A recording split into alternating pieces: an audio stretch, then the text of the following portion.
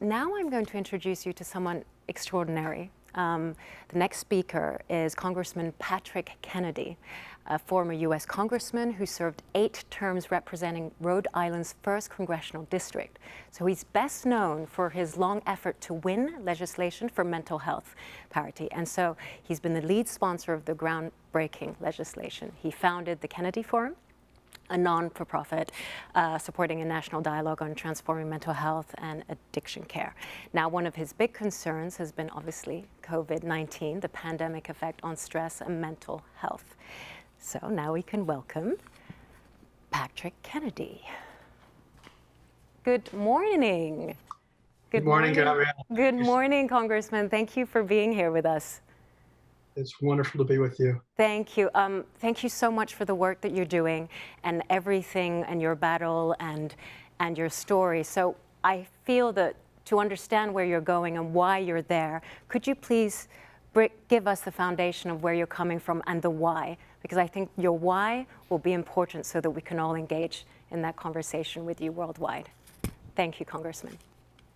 Thank you, Gabriella, and thank you for your extraordinary leadership, using your platform as a great celebrity, but to use that celebrity for such a positive humanitarian goal of trying to lift people up, as this great campaign of Never Alone seeks to do, and with so many other good people who've helped you put this together. None of us can do anything alone. I've been blessed in my life. I kind of say that I've been hit the lottery when I was born, because I was born into the Kennedy family. My uncle was President Kennedy, and my other uncle, Robert Kennedy, my father, Senator Edward Kennedy. My aunt was founder of Special Olympics, which of course now is in 190 countries around the world. I've grown up in a family of pretty extraordinary people. So I had so much going for me in my life, and I don't take for granted the fact that I am here today because of so many people who helped me along the way. Today, those people include all of my fellows in 12-step recovery, because like many other members of my family, I suffer from the disease of alcoholism and addiction. And I also have a co-occurring mood disorder for which I'm treated by a certified addiction psychiatrist. And the reason for that is that many people, even in the mental health movement, don't understand the disease of addiction. And many people in the recovery movement from addiction and alcoholism don't understand mental health. So this movement, in a broader sense, is really about how do we bring more appreciation for the fact that people are suffering, and often those around them make judgments on them as if they can relate to who the person is that's suffering, as if they could understand that this is this type of alcoholism or this type of addiction or this type of bipolar disorder or this type of depression or that type of anxiety disorder. And the fact of the matter is, we obviously still have very little appreciation for the total understanding of our brain and how it works and what it is that we can do to help alleviate the mental suffering of so many around the world. Ultimately, it's my view that we need to invest in neuroscience and brain research with the same urgency that we are currently invested in finding a vaccine for COVID-19. The thing that is galvanizing the world right now is that we're all in it together.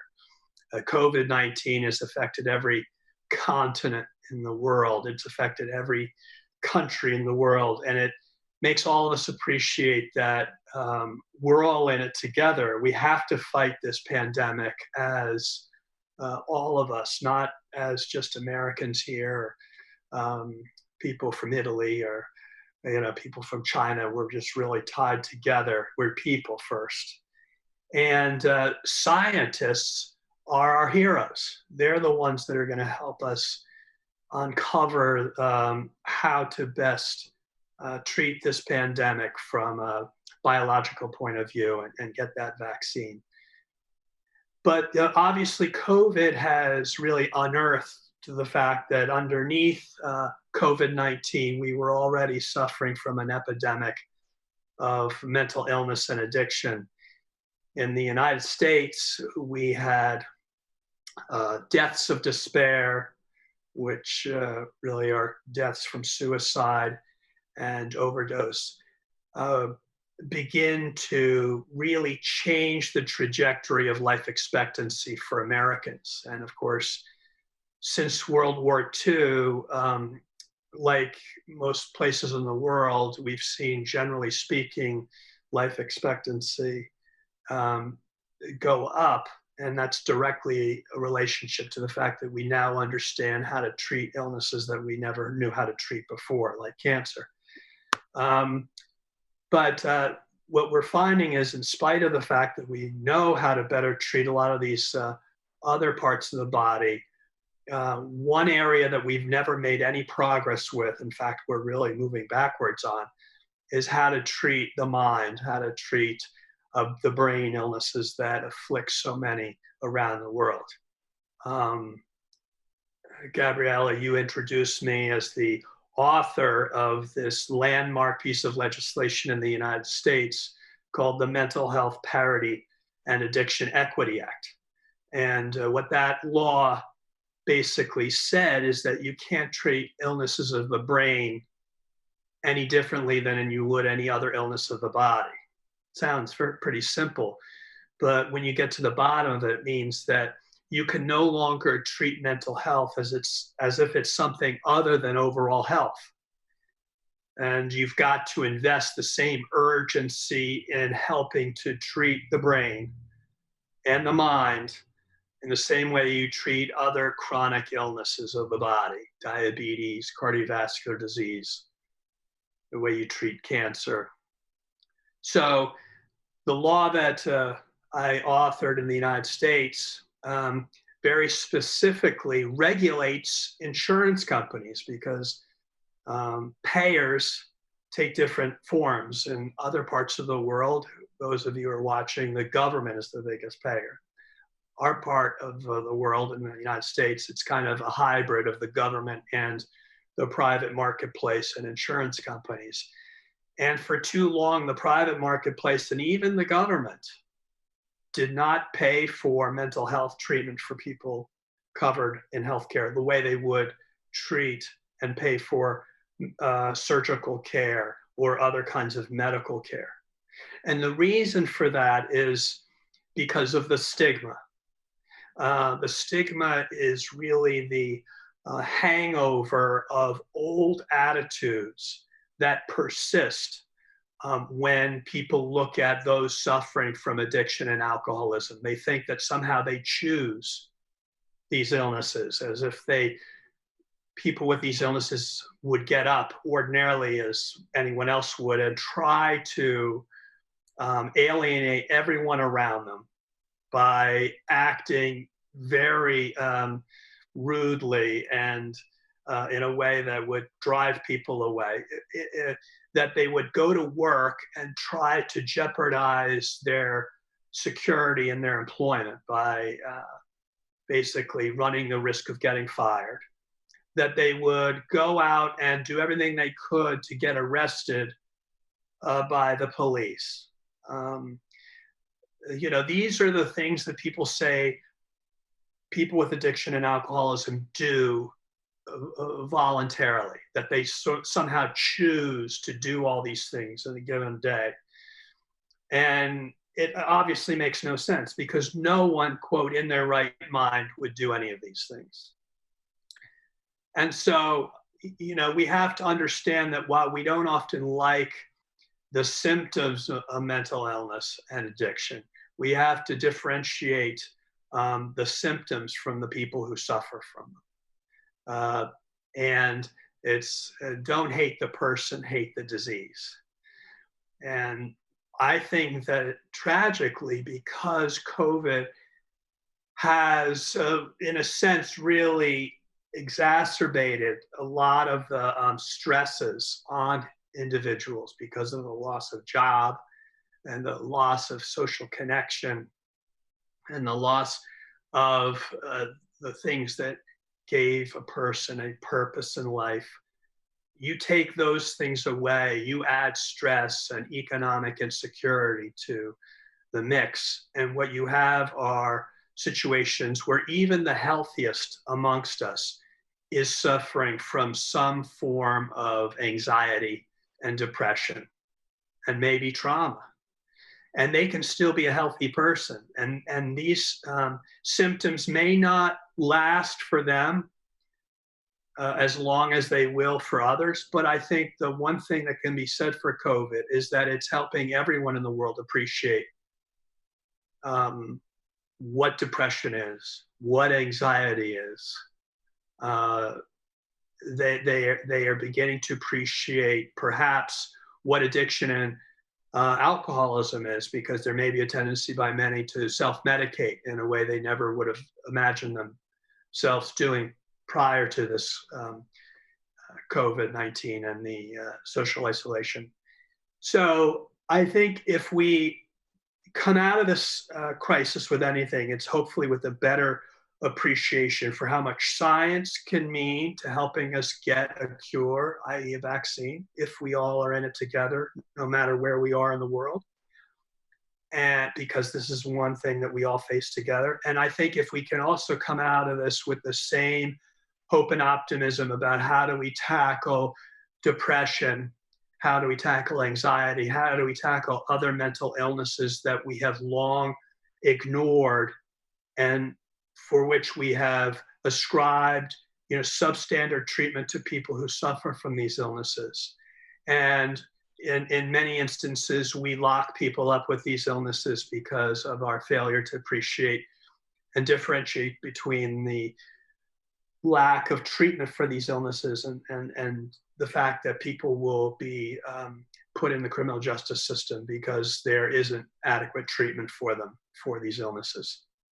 So I am thinking that, while these are very difficult times, and I appreciate, again, this terrific program, Never Alone, because I hope that there's a greater consciousness building that comes from this. And I think that can really lead us in the future to helping to move to the next COVID. And the next COVID is really, I think, these tragedies of untreated mental illness and addiction. And the best way, like with all illnesses, to treat an illness is to prevent it. And so they have a saying in cancer that, you test to try to catch cancer early, stage 1. But with mental illness and addiction, we often wait till people get to be stage 4. And we would never let someone with cancer who we've seen has cancer early on, we'd never say to them, wait for the cancer to get really bad and then come back and we'll see what we can do. Or someone with diabetes and we'd say, let's wait till we have to amputate. No, we do other things in the rest of our medical system to try to meet these illnesses early. And that's what we need to do with mental illness and addiction. And part of doing that is to build a resiliency and to protect ourselves, to build those protective factors. And what you just saw before me with Tara, teaching us better ways to cope through better yoga techniques that help us focus the mind and deal with stress and build physical resiliency, because that also helps us build better mental resiliency. This is fantastic what you're doing. Hearing others present in this conference is terrific.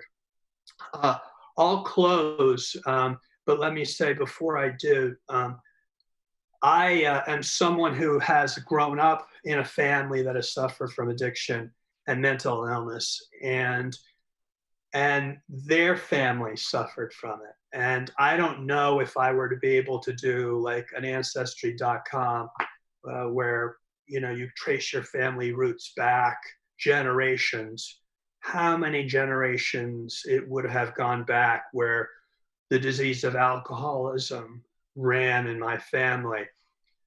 But suffice it to say, it's important to me to try to make sure I do everything today in my recovery to intervene in the cycle of alcoholism and addiction, and to try to not pass it on to my children.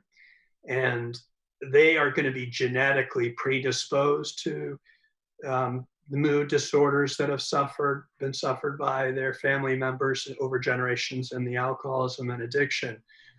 But if they are given the love and attention that they need, they might be able to have the protective factors to not let those illnesses that have claimed their family members from previous generations, they might not have to let that affect their lives and take them hostage in their lives the same way the diseases of alcoholism and addiction and depression have taken hostage their family members before them.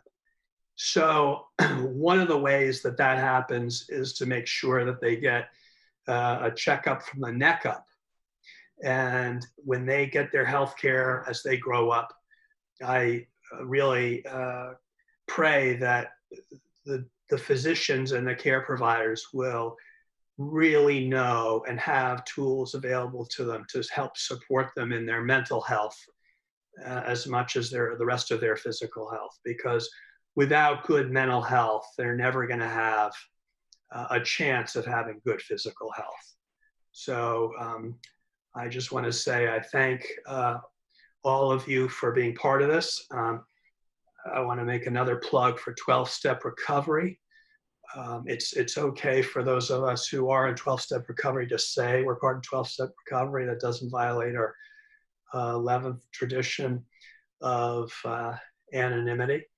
And what's also important is that we speak up, and those of us who have a chance to live in recovery ought to be fighting for those who are still struggling. And we cannot let our governments continue to discriminate. And the way they discriminate is they fail to provide the needed resources for those of us who suffer from these illnesses in the same way as they would any other illness. So I would say that that only happens when people speak up to their governments and petition their governments. In my country, the United States, we are petitioning our government to do more to treat mental illness and addiction. And slowly but surely it's happening. But frankly, it would be going a lot faster if more Americans, especially those who are in recovery, understood that they had a civic responsibility to speak up for their fellows in recovery, that they had to vote, no matter what political party they belong to. What's most important is that they tell their elected officials and those who are running for office that they expect them to speak up for these illnesses if they expect them to get the support of those who care about these issues. And that's only going to happen if political leaders see those of us who care about these illnesses actually show up and raise our hand and say we're not afraid to raise our hand as those who suffer from these illnesses, and we want to make sure that our government tax dollars go to taking care of these illnesses and the people who suffer from them in the same way the government appropriates money for all kinds of other needs in our society, simply because those areas of society have a loud voice. So I hope that coming out of this, we're not just thinking about meditating and doing yoga, but we're thinking about getting political, and that we're thinking about protesting, and that we're thinking about not just being anonymous, but being open and out there and saying the attitudes towards people with these illnesses are not going to change unless they see us, and those of us who are in recovery get a chance to get out and show that recovery works, and that it's something very beautiful, and that it's something that's very attractive. Because I can say this one thing about trying to cope with COVID-19 is I am blessed to have the tools to cope with COVID-19. And those tools I got from being in 12-step recovery. And those tools are trust God, clean house, and help others. And helping others and asking about others is the way we get free from ourselves and the prison in our own minds. So reach out to your friends, reach out to your family members. If you're suffering yourself, ask someone else how they're doing. You will be surprised that once they start talking about how they're doing, how less alone you will feel, because you'll realize that what you're dealing with sometimes nowhere near what they're doing. Thank you very much. Congressman Kennedy, thank you again for this amazing commitment and being the voice in the government to really highlight this very important topic. I mean, you talk about mental health and resiliency, and I speak about this. Every 40 seconds, somebody in the world commits suicide. Every 12 minutes in this great country. And our veterans, 22 veterans commit suicide every day. So we have the first wave, which is the virus, and the second wave is the mental health pandemic. We're all in this same storm, but in different boats. And thank you, sir, for really being that voice in the legislation. You're absolutely right.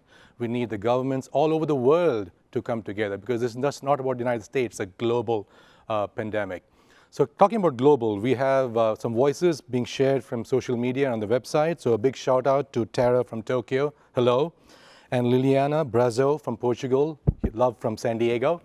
And for more information, go to the Kennedy Forum website. It's the kennedyforum.org.